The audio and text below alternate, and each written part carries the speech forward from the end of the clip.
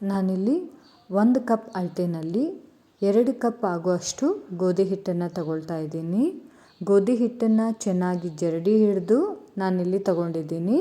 ಈಗ ಇದಕ್ಕೆ ರುಚಿಗೆ ತಕ್ಕಷ್ಟು ಉಪ್ಪನ್ನು ಹಾಕ್ಕೋತಿದ್ದೀನಿ. ಜೊತೆಗೆ 1 ಟೇಬಲ್ ಸ್ಪೂನ್ ಆಗುವಷ್ಟು ತುಪ್ಪನ ಹಾಕ್ಕೋತಿದ್ದೀನಿ. ತುಪ್ಪ ಆಪ್ಷನಲ್ಲು.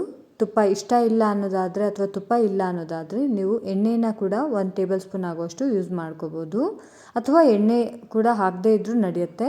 ಸೊ ಈಗ ಇದನ್ನು ಚೆನ್ನಾಗಿ ಮಿಕ್ಸ್ ಮಾಡಿಕೊಂಡು ಸ್ವಲ್ಪನೇ ನೀರನ್ನು ಹಾಕ್ಕೊಂಡು ನಾವು ಮಿಕ್ಸ್ ಮಾಡ್ಕೊಳ್ಬೇಕು. ಚಪಾತಿ ಹೇಗೆ ನಾವು ಕಲಿಸ್ಕೊತೀವೋ ಹಾಗೆ ನಾರ್ಮಲ್ಲಾಗಿ ಈ ರೀತಿ ಸರಿಯಾದ ಒಂದು ಹದದಲ್ಲಿ ನಾವಿದನ್ನು ಈ ರೀತಿ ಮಿಕ್ಸ್ ಮಾಡ್ಕೋಬೇಕು. ಚೆನ್ನಾಗಿ ನಾದ್ಕೊಂಡ್ರೆ ತುಂಬ ಚೆನ್ನಾಗಿರುತ್ತೆ ಈ ಸ್ವೀಟ್ಗೆ.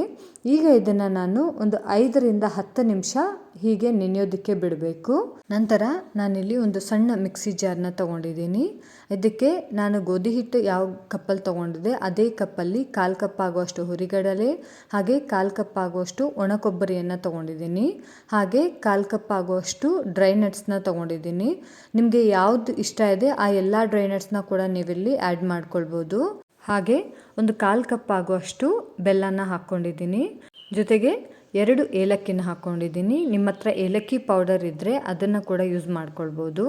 ಈಗ ಈ ಎಲ್ಲ ಪದಾರ್ಥಗಳನ್ನು ನುಣ್ಣಗೆ ನೋಡಿ ಸಾಫ್ಟಾಗಿ ಪೌಡರ್ ರೀತಿ ಮಿಕ್ಸಿ ಜಾರ್ಗೆ ಹಾಕ್ಕೊಂಡು ಪೌಡರ್ ಮಾಡ್ಕೋಬೇಕು. ನೋಡಿ ಎಷ್ಟು ಚೆನ್ನಾಗಿ ಸಾಫ್ಟಾಗಿ ಆಗಿದೆ ಅಂತ. ನಂತರ ನಾನು ಒಂದು ಪಾತ್ರೆನ ಗ್ಯಾಸ್ ಮೇಲಿಟ್ಟು ಇದಕ್ಕೆ 1 ಕಪ್ ಆಗುವಷ್ಟು ಬೆಲ್ಲನ ಹಾಕ್ಕೊಂಡಿದ್ದೀನಿ.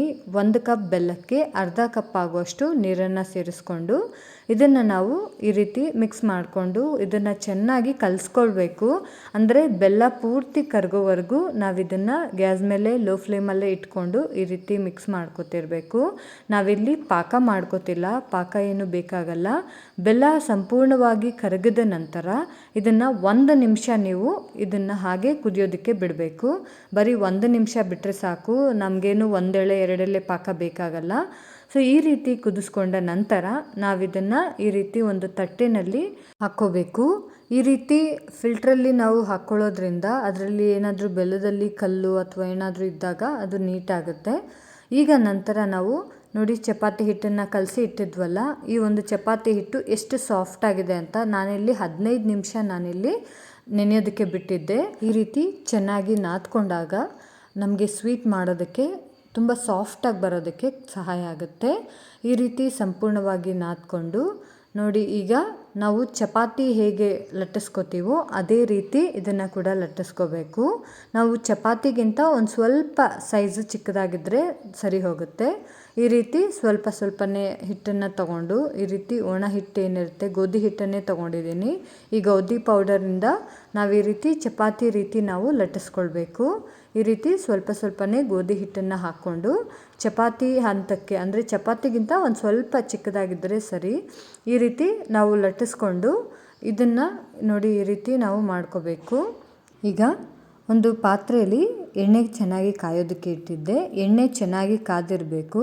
ನಂತರ ನಾವು ಮೀಡಿಯಮ್ ಫ್ಲೇಮಲ್ಲಿ ಇಟ್ಕೊಂಡು ಈ ರೀತಿ ನಾವು ಪೂರಿ ಹೇಗೆ ಮಾಡ್ಕೋತೀವಲ್ಲ ಅದೇ ರೀತಿ ನಾವಿಲ್ಲಿ ಎಣ್ಣೆಯಲ್ಲಿ ಕರಿಬೇಕು. ನೋಡಿ ಚೆನ್ನಾಗಿ ಎಣ್ಣೆಯಲ್ಲಿ ಎರಡೂ ಕಡೆ ನಾವು ಸರಿಯಾಗಿ ಬೇಯಿಸ್ಕೊಳ್ಬೇಕು. ಸೊ ಈ ರೀತಿ ಮಾಡೋದ್ರಿಂದ ತುಂಬ ಕ್ರಿಸ್ಪಿಯಾಗಿರುತ್ತೆ ಮತ್ತು ತುಂಬಾ ಚೆನ್ನಾಗಿರುತ್ತೆ ತಿನ್ನೋದಕ್ಕೆ. ಅದಕ್ಕೋಸ್ಕರ ಈ ರೀತಿ ನಾವು ಎಣ್ಣೆಯಲ್ಲಿ ಕರಿಬೇಕಾಗುತ್ತೆ. ಹಾಗೆ ಯಾರೆಲ್ಲ ನನ್ನ ಚಾನಲ್ನ ಫಸ್ಟ್ ಟೈಮ್ ನೋಡ್ತಿದ್ದೀರಾ ಸಬ್ಸ್ಕ್ರೈಬ್ ಮಾಡಿ, ಲೈಕ್ ಮಾಡಿ. ಹಾಗೆ ನಿಮಗೆ ಈ ರೆಸಿಪಿ ಇಷ್ಟ ಆಯಿತು ಅಂದರೆ ಹೇಗಿತ್ತು ಅಂತ ಕಮೆಂಟ್ ಮಾಡಿ, ನಿಮ್ಮ ಫ್ರೆಂಡ್ಸ್ಗೆಲ್ಲ ಶೇರ್ ಮಾಡಿ. ಹಾಗೆ ಪಕ್ಕದಲ್ಲಿರುವಂಥ ಬೆಲ್ ಐಕಾನ್ ಪ್ರೆಸ್ ಮಾಡಿದ್ರೆ ನಾನು ಮಾಡುವಂಥ ಹೊಸ ರೆಸಿಪೀಸ್ ನಿಮಗೆ ನೋಟಿಫಿಕೇಷನ್ ಬರುತ್ತೆ. ನೋಡಿ ಈ ರೀತಿ ಪೂರಿ ಟೈಪಲ್ಲಿ ನಾವು ಒಂದೊಂದೇ ಚಪಾತಿ ಹಿಟ್ಟು ರೀತಿ ಕಲಿಸ್ಕೊಂಡು ಇದನ್ನು ಈ ರೀತಿ ಎಣ್ಣೆಯಲ್ಲಿ ಬಿಟ್ಟು ಕರಿತಾ ಇರಬೇಕು. ಸೊ ಈ ರೀತಿ ಮಾಡಿಕೊಂಡ ನಂತರ ಆಗಲೇ ನಾವು ಬೆಲ್ಲನ ಕರಗಿಸಿ ಇಟ್ಕೊಂಡಿದ್ವಲ್ಲ ಆ ಒಂದು ಬೆಲ್ಲದ ನೀರಲ್ಲಿ ಈ ರೀತಿ ಕರೆದಂತಹ ಒಂದು ಪೂರಿಗಳನ್ನು ಈ ರೀತಿ ನಾವು ನೆನೆಸ್ಕೊಳ್ತಾ ಇರಬೇಕು. ಫಸ್ಟು ಪೂರಿ ಮಾಡಿದಾಗ ಸ್ವಲ್ಪ ಗಟ್ಟಿ ಇರುತ್ತೆ, ಬಟ್ ಈ ರೀತಿ ನಾವು ಬೆಲ್ಲದ ನೀರಲ್ಲಿ ಈ ರೀತಿ ನೆನೆಸ್ಕೊಂಡಾಗ ಅದು ಸಾಫ್ಟ್ ಆಗುತ್ತೆ. ನಾವು ಈ ರೀತಿ ಬೆಲ್ಲದ ನೀರಲ್ಲಿ ನೆನೆಸ್ಕೊಂಡ ನಂತರ ಒಂದು 5 ನಿಮಿಷ ನಾವಿದನ್ನು ಹಾಗೆ ಬಿಡಬೇಕು. ಆವಾಗ ಆ ಬೆಲ್ಲದ ನೀರಿಗೆ ಈ ಪೂರಿ ಎಲ್ಲ ಏನಾಗುತ್ತೆ ಸಾಫ್ಟ್ ಆಗುತ್ತೆ, ಆಗ ನಾವು ರೆಸಿಪಿ ಮಾಡೋದಕ್ಕೆ ಸುಲಭ ಆಗುತ್ತೆ. ಅದಕ್ಕೋಸ್ಕರ ನೋಡಿ, ಪ್ರತಿಯೊಂದನ್ನು ಕೂಡ ನಾವು ಮಾಡಿರುವಂಥ ಪೂರಿಗಳನ್ನು ಈ ರೀತಿ ನಾವು ಬೆಲ್ಲದ ನೀರಲ್ಲಿ ಮಿಕ್ಸ್ ಮಾಡ್ಕೋಬೇಕು. ಬೆಲ್ಲದ ನೀರು ಖಂಡಿತ ಸಾಕಾಗುತ್ತೆ, ಇಷ್ಟು ಈ ಒಂದು ಕ್ವಾಂಟಿಟಿ ಸರಿ ಹೋಗುತ್ತೆ. ಈ ಒಂದು ಪೂರಿಗಳು ಜಾಸ್ತಿ ಬೆಲ್ಲದ ನೀರನ್ನು ಹೀರ್ಕೊಳ್ಳೋದಿಲ್ಲ. ಸೊ ಅದರಿಂದ ಖಂಡಿತ ಇದಿಷ್ಟು ಕೂಡ ಕಡಿಮೆ ಕೂಡ ನೀವು 10ರಿಂದ 15 ಪೂರಿಗಳನ್ನು ಈ ರೀತಿ ನೀವು ಮಾಡ್ಕೊಳ್ಬೋದು ಇಷ್ಟು ಬೆಲ್ಲದ ನೀರಲ್ಲಿ. ಸೊ ಈ ರೀತಿ ಬೆಲ್ಲದ ನೀರನ್ನು ನಾವು ಸಂಪೂರ್ಣವಾಗಿ ಪೂರಿಗಳಿಗೆ ನಾವು ಈ ರೀತಿ ಊರಿಸ್ಕೋಬೇಕು. ಸೊ ಈಗ ಚೆನ್ನಾಗಿ ನೋಡಿ ಸಾಫ್ಟ್ ಆಗಿದೆ ಅಲ್ವಾ, ಆಗಲೇ ಹೇಗೆ ಸ್ವಲ್ಪ ಗಟ್ಟಿ ಇತ್ತು, ಬಟ್ ಈಗ ಸಾಫ್ಟ್ ಆಗಿದೆ. ಸೊ 5 ನಿಮಿಷ ಆದ ನಂತರ ನಾವು ಆಗಲೇ ಏನು ಮಿಕ್ಸಿಗೆ ಹಾಕ್ಕೊಂಡಿದ್ವಿ ಆ ಪೌಡರ್ನ ಈ ರೀತಿ ಹರಡ್ಕೋಬೇಕು. ಸ್ವಲ್ಪನೇ ಪೌಡರ್ನ ಈ ರೀತಿ ಹರಡ್ಕೋಬೇಕು. ಸೊ ಮಕ್ಕಳಿಗೆ ಈ ಥರ ಮಾಡಿಕೊಟ್ಟಾಗ ಖಂಡಿತ ಅವರು ಇಷ್ಟಪಟ್ಟು ತಿಂತಾರೆ. ನಮ್ಮ ಮನೆಯಲ್ಲಿ ಪ್ರತಿ ವಾರ ಒಂದು ಸಲ ಇದನ್ನು ಮಾಡೇ ಮಾಡ್ತೀವಿ, ಅಷ್ಟು ಮಕ್ಕಳು ಇಷ್ಟಪಟ್ಟು ತಿಂತಾರೆ. ಯಾಕಂದರೆ ಇದರಲ್ಲಿ ಡ್ರೈ ನಟ್ಸ್ ಎಲ್ಲ ಹಾಕಿದ್ದೀವಿ. ಮಕ್ಕಳಿಗೆ ಊಟ ಮಾಡದೇ ಇದ್ದರೂ ಕೂಡ ಇದನ್ನೇ ಒಂದು 2-3 ಆದರೂ ಖಂಡಿತ ತಿಂತಾರೆ. ಸೊ ಇದನ್ನೇ ತಿಂದರೆ ಖಂಡಿತ ಹೊಟ್ಟೆ ತುಂಬುತ್ತೆ. ಹಾಗೆ ನಾವು ಎಲ್ಲವೂ ಕೂಡ ಹೆಲ್ದಿ ಆದಂಥ ಐಟಮ್ಸ್ ಹಾಕಿರೋದ್ರಿಂದ ಖಂಡಿತ ಮಕ್ಕಳು ಇಷ್ಟಪಟ್ಟು ತಿಂತಾರೆ. ಒಂದು ಕೊಡಿ ಅಂತ ಹೇಳಿದ್ರು ಅವರು 2-3 ಆದರೂ ಖಂಡಿತ ತಿಂದೇ ತಿಂತಾರೆ. ಸೊ ಈ ರೀತಿ ಎಲ್ಲ ಒಂದು ಸ್ವೀಟ್ಗೆ ಈ ರೀತಿ ನಾವು ಪೌಡರ್ಸ್ನ ಮಿಕ್ಸ್ ಮಾಡಿ ಎಲ್ಲ ಸ್ವೀಟ್ನ ಈ ರೀತಿ ರೋಲ್ ಮಾಡಿಕೊಂಡು ನಾವು ಇಟ್ಕೊಂಡ್ರೆ ಖಂಡಿತ ಮಕ್ಕಳ ಲಂಚ್ ಬಾಕ್ಸ್ಗಾಗುತ್ತೆ, ಟಿಫನ್ಗೂ ಆಗುತ್ತೆ. ಮತ್ತು ಮನೇಲಿ ಏನಾದರೂ ಸ್ವೀಟ್ ಮಾಡಬೇಕು ಅಂದಾಗ ಈ ರೀತಿ ಮಾಡಿಕೊಟ್ರೆ ಮಕ್ಕಳು ಖಂಡಿತ ಖುಷಿಯಿಂದ ಇಷ್ಟಪಟ್ಟು ತಿಂತಾರೆ. ನೀವು ಟ್ರೈ ಮಾಡಿ, ಹೇಗಿತ್ತು ಅಂತ ಕಮೆಂಟ್ ಮಾಡೋದನ್ನು ಮರಿಬೇಡಿ. ನೋಡಿ ಎಷ್ಟು ಚೆನ್ನಾಗಿ ಜ್ಯೂಸಿಯಾಗಿ ಬಂದಿದೆ ಅಂತ.